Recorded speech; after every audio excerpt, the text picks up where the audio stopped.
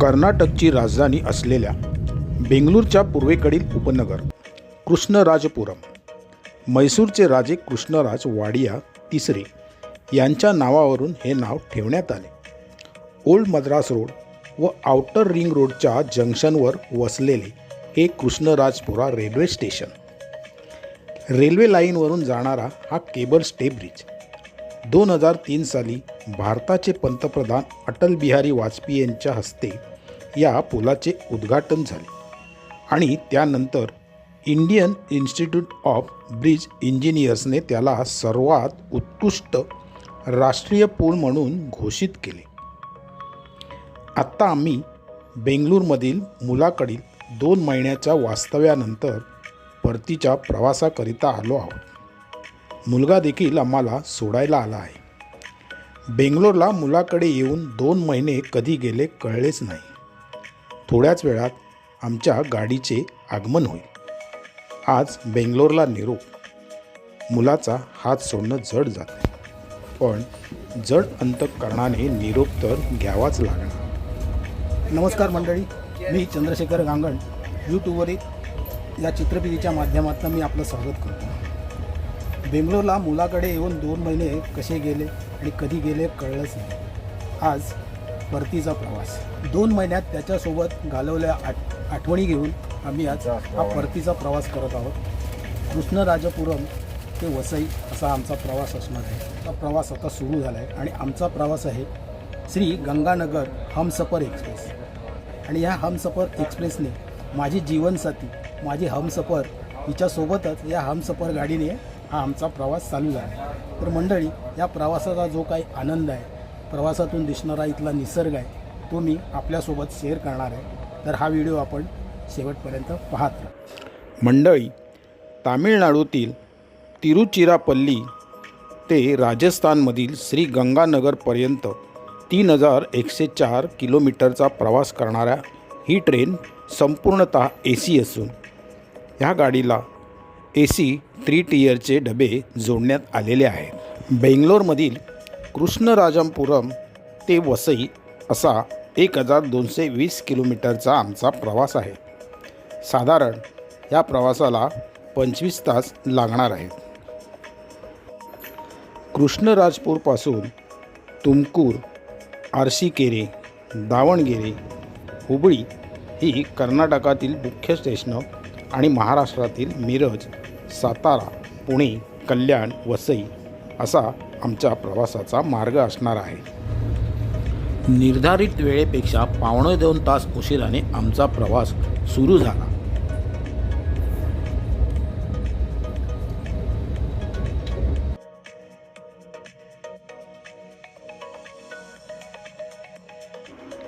हे आहे कर्नाटकातील तुमकूर रेल्वे स्टेशन.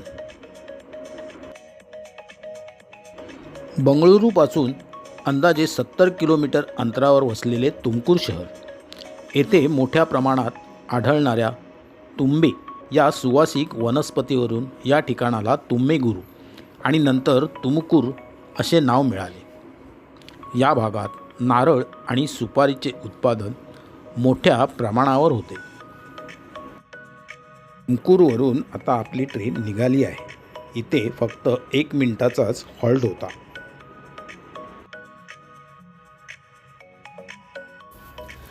मंडळी, तुमकूर सोडल्यानंतर रेल्वेतून प्रवास करताना रेल्वेच्या दोन्ही बाजूला सपाट माळरानावर मैलोन मैल पसरलेल्या नारळी सुपारीच्या बागा पाहत आपला हा प्रवास चालू आहे.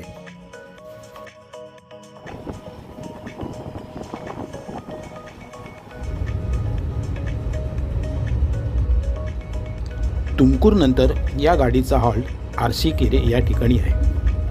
कर्नाटकातील हसन जिल्ह्यातील एक महत्त्वाचे शहर आणि तालुका आर्शीकेरे. हे शहर नारळाच्या अफाट उत्पादनासाठी प्रसिद्ध असल्यामुळे या शहराला कल्पतरू नाडू म्हणून देखील ओळखले जाते. नारळाला आपण कल्पतरू म्हणून म्हणतो आणि नाडू म्हणजे शहर, म्हणजेच नारळाचे शहर.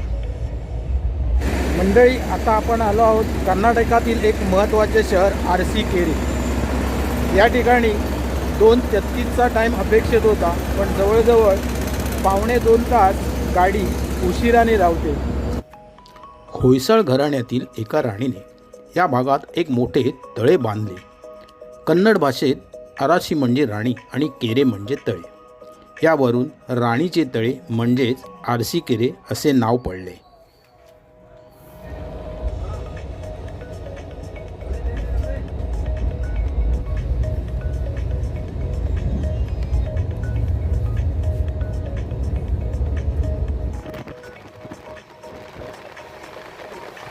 धावत्या ट्रेनमधून खिडकीतून कर्नाटकातील नारळी सुपारीच्या बागांमधून दिसणारा सूर्यास्ताचं व निसर्गाचं सुंदर शांत रूप आपल्याला जणू एक संदेश देऊन जातो की प्रत्येक सूर्यास्त हा आपल्याला सांगतो की दिवस कसाही असो त्याचा शेवट शांत आणि सुंदर होऊ शकतो.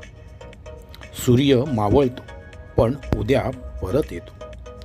आयुष्यातही असंच असतं. प्रत्येक अंधाराला नवा उजेड असतो.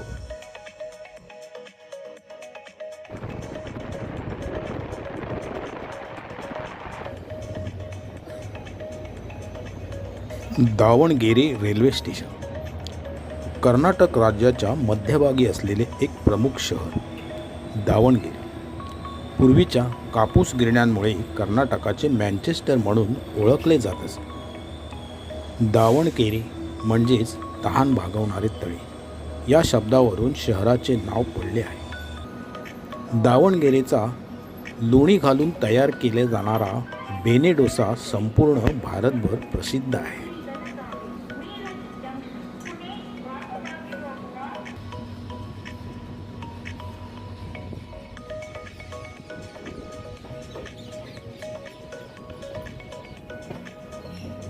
मंडळी, दावणगेरेनंतर हरिहर या ठिकाणी 2 मिनिटाचा हॉल्ट व नंतर हुबळी येथे 10 मिनिटाचा हॉल्ट असणार आहे.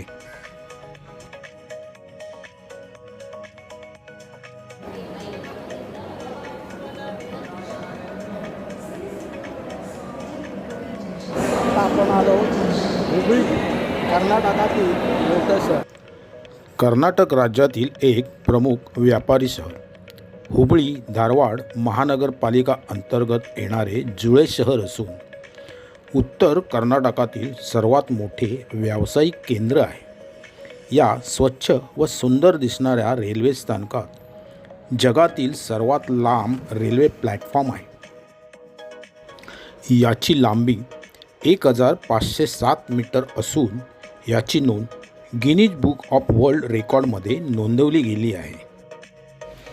या ठिकाणी परमपूज्य श्री संत कलावती आई यांचे गुरु श्री संत सिद्धारूढ स्वामी यांचा मोठा आश्रम आहे. शिवरात्रीच्या निमित्ताने या ठिकाणी फार मोठा रथोत्सव साजरा होत असतो. कर्नाटक सरकारने या स्थानकाला श्री सिद्धारूढ स्वामी हुबळी जंक्शन असे नाव दिले आहे. कर्नाटकातील पर्यटन स्थळांची सुंदर शिल्पे स्थानकाच्या भिंतीवर दाखवण्यात आली आहे.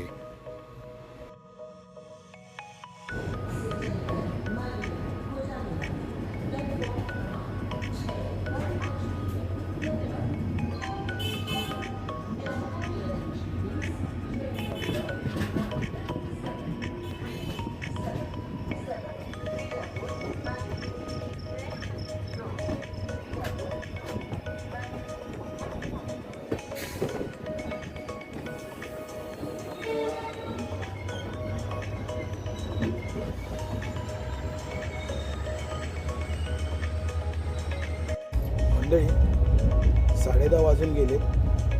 हुबळी आणि धारवाड मागे पडले. तर आता आपण आराम करूया आणि भेटूया डायरेक्ट महाराष्ट्र. तोपर्यंत शुभरात्री. कर्नाटक सोडून आपण महाराष्ट्रात आलेलो आहे. नव्या सुरुवातीची आशा, सातत्य आणि प्रवासाची निरंतरता असा प्रेरणादायी संदेश देणारा हा आपल्या धावत्या गाडीतून दिसणारा महाराष्ट्राचा सूर्योदय आणि हा वाफाळणारा गरम गरम चहा आपल्या प्रवासाची व दिवसाची अत्यंत प्रसन्न, ऊर्जादायी आणि टवटवीत सुरुवात करणारी एक सुंदर पहाट. मंडळी, हुबळी धारवाडपर्यंत 2 तास उशिरा धावणाऱ्या आमच्या या गाडीने रात्रीच्या बेळगाव, मिरज, सांगली, सातारा या स्थानकादरम्यान आपला निर्धारित वेळ समीप आणला.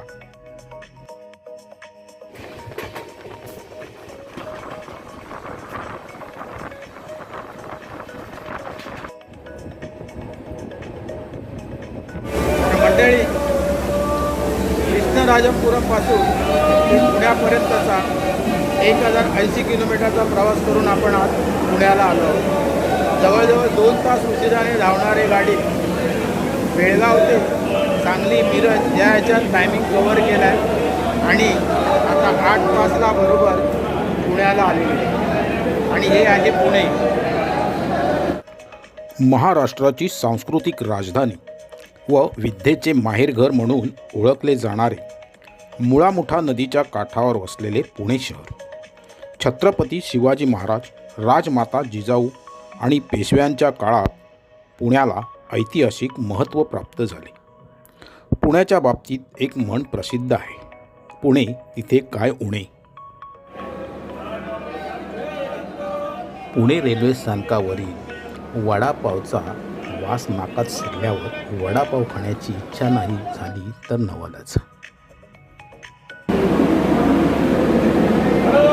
मस्त वडापाव किती खाऊन कंटाळा आला. महाराष्ट्राचा वडापाव फेमस आहे. जवळजवळ 2 महिन्यांनी वडापाव खातोय. मी आता मेदू वडेच खात होतो. पुण्याला 5 मिनिटाचा हॉल्ट घेऊन आपला पुढचा प्रवास चालू झाला.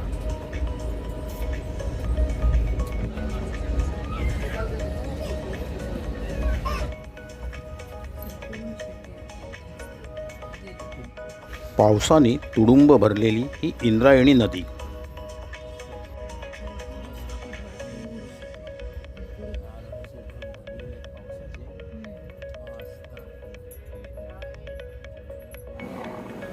पुणे जिल्ह्यातील थंड हवेचे सुंदर ठिकाण लोणावळा. या ठिकाणची गूळ आणि सुकामेवा वापरून बनवली जाणारी गोड चिक्की जगप्रसिद्ध आहे.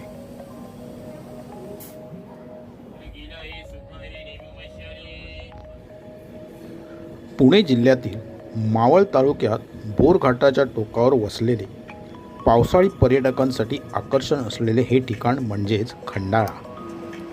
पावसाळ्यात इथला हिरवागार सुंदर निसर्ग, खोल दऱ्या, डोंगरावरून वाहणारे धबधबे पाहण्यासाठी पर्यटकांची मोठी गर्दी असते.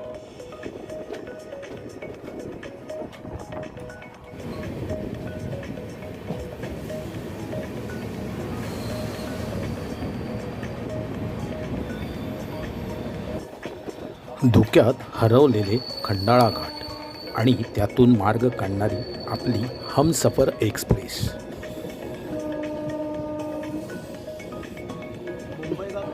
मंडळी, रेल्वेतून प्रवास करताना मला जाणवलं की रेल्वे प्रवास व मानवी जीवन यांच्यात कमालीचे साम्य आहे.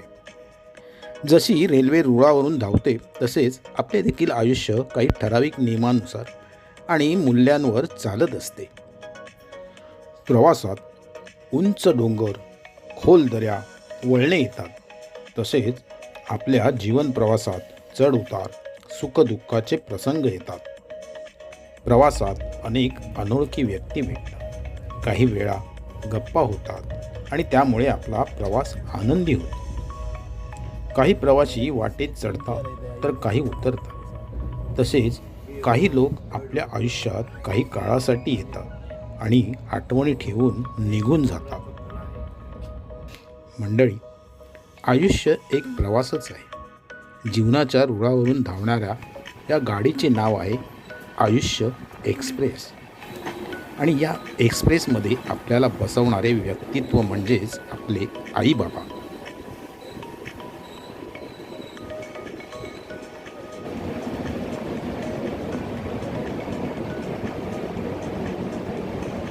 मंडळी, सध्या आम्ही दोघेही आई बाबा रिटायर्ड होत आहेत या भूमिकेत आहोत. आम्ही दोघांनीही बऱ्याचदा एकत्रित प्रवास केला आहे, पण मुलाकडून येणारा प्रत्येक प्रवास वेगळा असतो. बाहेरचा बदलणारा निसर्ग पाहताना आत आठवणी देखील बदलत आहेत.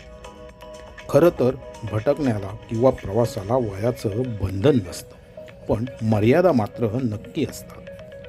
त्यामुळे वाढत्या वयात काळजीपूर्वक प्रवास करावा लागतो. त्यातल्या त्यात लांबचा प्रवास असेल तर ट्रेनचा प्रवास उत्तम, पण त्यासाठी आधीच रिझर्वेशन करून लोअर बर्थ मिळाली तर अधिक उत्तम.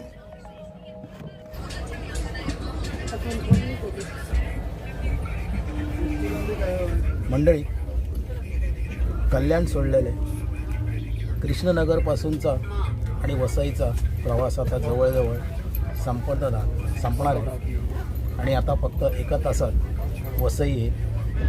प्रवास केल्याने आपलं ज्ञान, चातुर्य आणि अनुभव वाढतो. कुणीतरी म्हटलंच आहे ना, केल्याने देशाटन म्हणजेच पर्यटन, मनुजा येतसे शहाणपण. तर मंडळी, वसईला आम्ही पोचलेलो आहोत. मंडळी, आम्ही वसईला आलो. 2 महिन्यात मुलासोबत घालवलेल्या आठवणी सोबत घेऊन आमचा प्रवास संपला. पण आमचा जोडीने जीवन प्रवास मात्र सुरूच राहणार आहे.